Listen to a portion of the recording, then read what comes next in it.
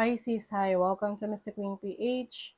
At ito ang inyong weekly reading for August 5 to 11, 2024. If you are interested in private readings, meron tayong link sa description. At sa pinned comment, paka-check nyo na lang yung information kung paano mag-book for a private reading. Ayan, let's see Pisces. Ano yung ganap sa inyo ngayong week na to? Weekly energies. Thinker. Uy, may nag-overthink. Pisces. Mahilig naman talaga mag-overthink ang mga Pisces. So, maaring ngayon, may gumugulo sa isip nyo. Iisip mo, bakit kaya ganun? Paano kaya nangyari yun? Siguro meron kayong sinosolve na problema ngayon. No? Naghahanap kayo ng solusyon sa inyong situation ngayon, kung paano nyo mas mapapaganda yung sitwasyon ninyo. Iwasan lang mag-overthink kasi syempre, sa ka-overthink natin, nakakapag-create tayo ng problema na wala naman. Diba? Imagination. Ang lawak ng imagination nyo ngayon, Pisces. Yung iba, pwedeng meron kang interest. You are interested in something, can be career, a business, or even sa relationship, parang merong gumugulo sa isip mo. Person sa buhay mo na napapaisip ka. Bakit kaya siya Siguro para siyang ang hirap niyang intindihin or parang ino-overanalyze mo yung kinikilos ng taong yon. Okay. What else? Round and round. Naku, paulit-ulit. Pisces. Yung iba lang naman. Na hindi na makatulog sa kakaisip ng maraming bagay. I know mahirap, pero kailangan nyo talagang ipahinga ang utak nyo. Kasi kayo rin ang mahihirapan. Yung tipong, lalo na kung meron kang trabaho, tapos puyat ka, ilang oras lang tulog mo, papasok ka na naman. It will affect your health, no? Yung kalusugan mo. Hindi lang physical yan. Pati yung mental health mo, yung emotional health mo. Yung tipong maghahang ka sa trabaho na nakalutang ka lang dyan kasi hindi ka makapag-isip ng maayos. Kasi nga, napuyat ka. Sa iwasan ang pag-overthink. Pero yung iba, yung iniisip nyo kasi is for a solution to a problem. So, okay lang yun as long as may kahihinat na naman yung iniisip nyong solusyon. Kasi meron dito na paulit-ulit nilang siyang iniisip. Hindi naman talaga nabibigyan ng solusyon. Oo. Kailangan dyan, hanapin mo ang root cause ng problema. Okay, let's see what else. Pero yung iba sa inyo, Pisces, itong iniisip nyo may kinalaman sa creative talents nyo, creative skills. So, pwedeng meron kayong mga projects na gusto nyong gawin, kaya lang masyadong napipreoccupy yung isip ninyo. Your overall energy, the Chariot, ayan, moving forward. This is success. So, maaring very successful yung energy ninyo ngayong week na to. Kaya parang na-overwhelm kayo sa mga nangyayari, sa iniisip ninyo. Yung mga bagay na na-delay, ngayong week na to magtutuloy na, mangyayari na. And then your challenge is the Four of Pentacles. So, pwede magkaroon ng challenge when it comes to your finances. Yung pag-iipon. So, kung kayo nag-iipon ngayon, pwedeng maging challenging sa inyo yung pag-iipon nyo.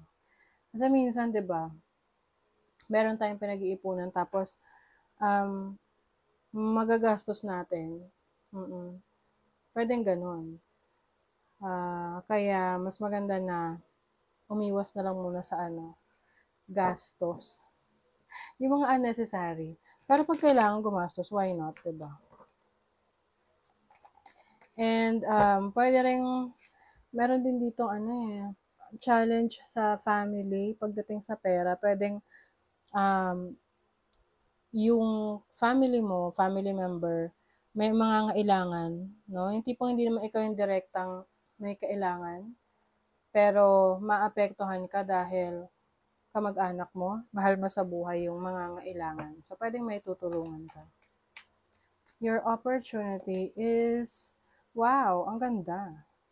Blessing ito, no, na opportunity na blessing pa. Ten of Pentacles, you have the opportunity to bring abundance in your life, in your family.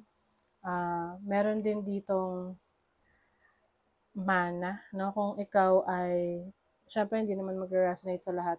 Some of you, pwedeng meron kayong issues with uh, inheritance na maayos nyo na. Pwedeng matatanggap nyo na yung inheritance na yan. Can be in a form of money or gamit, no, ari-arian. Your blessing is the Justice card. O, as a blessing, ito yung getting what you deserve. So, kung dinideserve mo blessings, yes, you are going to deserve a lot of blessings. Some of you, kung meron kayong court cases, maaring ang isa sa blessing ninyo is yung kayo yung mananalo. Sa inyo papabor ang korte. At another blessing na nakikita ko dito is yung mga inaasikaso mong paperworks, lalo na kung mag-abroad ka or meron kang inaasikaso na errand, pwedeng related nga sa mga mana. Kasi di ba may mga prosesong kailangang pagdaanan yan. Oo. So for some of you, finally, maayos nyo na yung dapat yung maayos for the paperworks that you need to accomplish. Some of you as a blessing, meron din kayong magkakaroon kayo ng time, oras at panahon sa mga importanteng bagay sa buhay nyo, sarili nyo, trabaho nyo, pamilya nyo. Okay? Let's see, what else? Pisces. Uy, riches, diba? Saturn in Capricorn in the 10th house. 10th house of your career. Pwedeng merong leadership role. Yung iba rito na nagtiis sa isang trabaho or kumpanya, magiging worth it yung pag-sustain nyo kasi I'm seeing someone na po-promote, tataas yung sweldo. Kumbaga magiging worth it kasi trinabaho mo. Magiging rewarding. Pwede rin hindi sa work, pwede rin sa career, sa business mo yan, no? You have the moon in Pisces in the 12th house. Yeah, I think Pisces makakatulong sa pag-overthink ninyo. Yung meron kayong nakakausap na napagkakatiwalaan nyo, na napagsasabihan nyo ng naiisip nyo. Kaya yung iba nag-overthink kasi wala kayong mapagsabihan ng iniisip nyo eh. So, someone who can listen will definitely help you. Restlessness, pagod. Pati utak nyo, Mercury. Mercury is the planet of communication, your thoughts, iniisip mo. So, pagod. Siguro ang dami mong, ewan ko, bakit ang dami nyo iniisip, Pisces? Kaya kailangan meron kayong napagsasabihan para, ilalabas nyo. Kung hindi man, no, kung kayo tipong ayaw nyong mag-share, mag-journal kayo, no? Isusulat nyo yung mga feelings nyo. Money, career, finances, 10 of Wands. Maraming responsibilities sa trabaho. Oo. But I feel like someone is going to help you. May naka-assist sa'yo dyan. So, kahit na mahirap man yung career, trabaho, or business, carry lang. Kayang-kaya.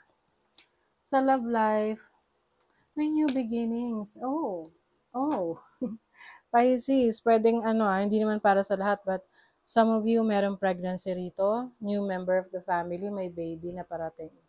Okay? So, yung iba naman, meron ditong person na very interested sa'yo. Passionate. Oo, very passionate yung energy ng person na to. If you are in a relationship, yung person that you're dealing with is very caring sa'yo. someone who really loves you, cares about you. Elevate self-worth. You get what you believe you deserve. Oh, 'di ba? Ito yung sinasabi ko sa inyo, yung blessing nyo, makukuha nyo yung dinideserve nyo. It's time to raise your standards yun. Tinataasan nyo na raw yung standards nyo. Kaya makukuha nyo yung alam nyo dinideserve ninyo. Okay? So that is your reading, Pisces. Thank you so much. Bye.